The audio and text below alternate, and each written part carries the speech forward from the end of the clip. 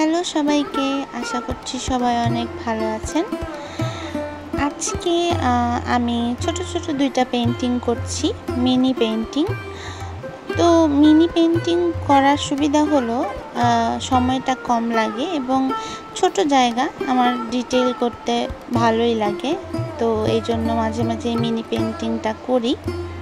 এছাড়াও আমি তো জুয়েলারিতে কাজ করি, তখন হলো আমার ছোট ছোট সারফেসে কাজ করতে হয়। তো এই ব্যাপারটা আমার বেশ মজা লাগে, ছোট ছোট সারফেসে কাজ করতে, ছোট ছোট ডিটেইল করতে। আর আজকে যেই ছবি আঁকছি, যেই দুইটা ছোট ছোট পেন্টিং করছি, এগুলো হলো দুইটা ফুলের ছবি।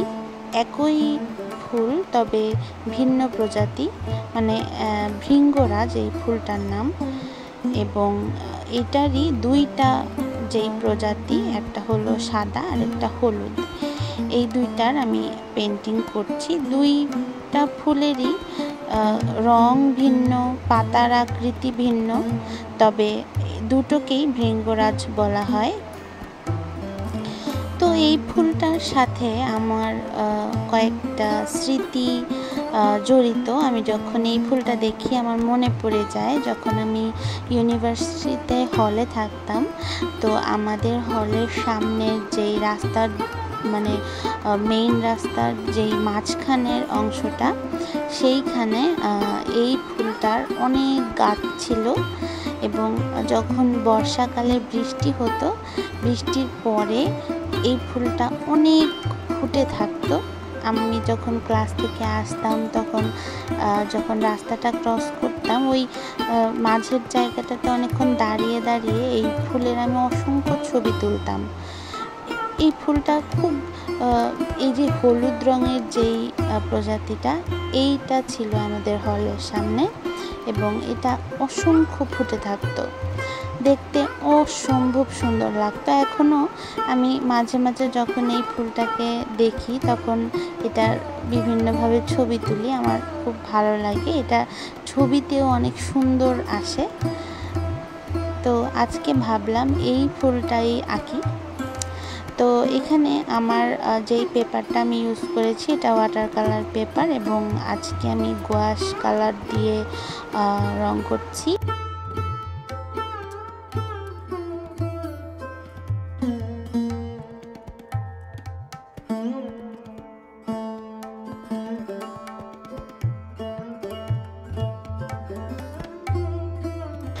এখানে আমি ব্যাকগ্রাউন্ডটা প্রথমে একটা ডার্ক কালার দিয়ে এঁকেছি, এরপরে পাতা, তারপরে পাতার হাইলাইট, আর কিছু ডার্ক অংশ একেবারে পেছনের দিকটায় ডেপথ বোঝানোর জন্য আমি দিয়েছি। আর ফুলটা সবার সামনে, মানে ফুলটা সবার শেষে এভাবে এঁকেছি। আর কিছু ডিটেল হালকা পাতলা, যেহেতু কাগজটাও ছোট, অত ডিটেইল আসলে বোঝানো ওরকম আমি করিনি। একেবারে হচ্ছে যে যতটুকু ডিটেইল হচ্ছে করা যায় অতটুকুই রেখেছি।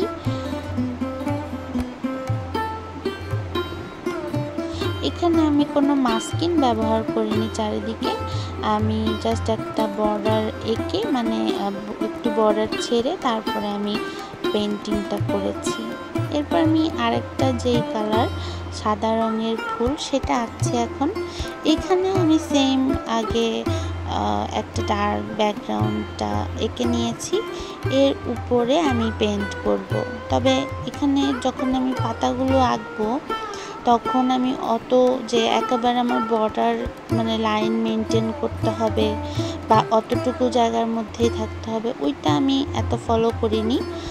আমি ফুলের যেই পাতার যেরকম টাইপের একটু ছড়িয়ে ছিটিয়ে থাকবে, ওই রকম একটু দেওয়ার চেষ্টা করেছি।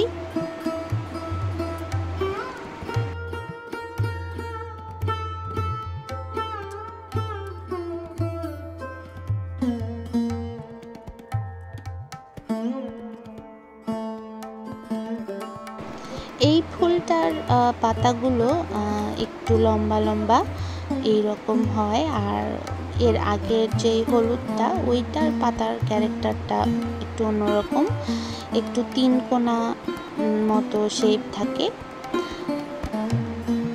আর এই ফুলটা মানে এই যেই পাতাটা আঁকছে এখন, এটার যে ফুল, এটার ফুলটা একটু অন্যরকম, ওইটার মতো না। ওইটার হলুদ যেই ফুলটা এঁকেছিলাম ওইটার পাতাগুলো, ফুলের পাতা যেরকম ছিল মানে পাপড়িগুলো আর কি, যেরকম হচ্ছে একটু মোটা ছিল বা চওড়া ছিল, এইটার পাপড়িগুলো কিন্তু একেবারে চিকন চিকন থাকে এবং এটা মাঝখানে একটু ডটের মতো অংশ থাকে, ডট টাইপের ব্ল্যাকের কিছু ডটের মতো অংশ। এবং এই ফুলটা ওই হলুদ ফুলটার থেকে আকৃতিতে কিন্তু ছোট হয়।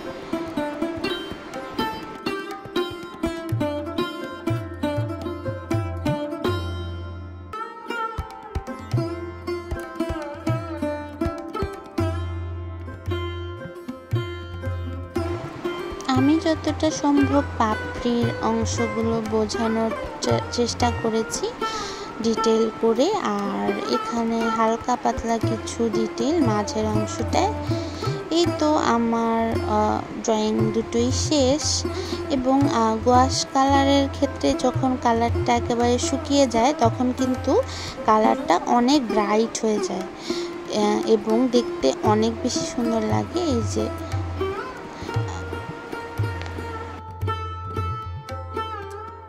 তো এই তো ছিল আমার আজকের পেইন্টিং। সবার কেমন লাগলো অবশ্যই জানাবেন, আর দেখা হবে নেক্সট কোনো ভিডিওতে। সবাই ভালো থাকবেন, সাথেই থাকবেন। ধন্যবাদ সবাইকে।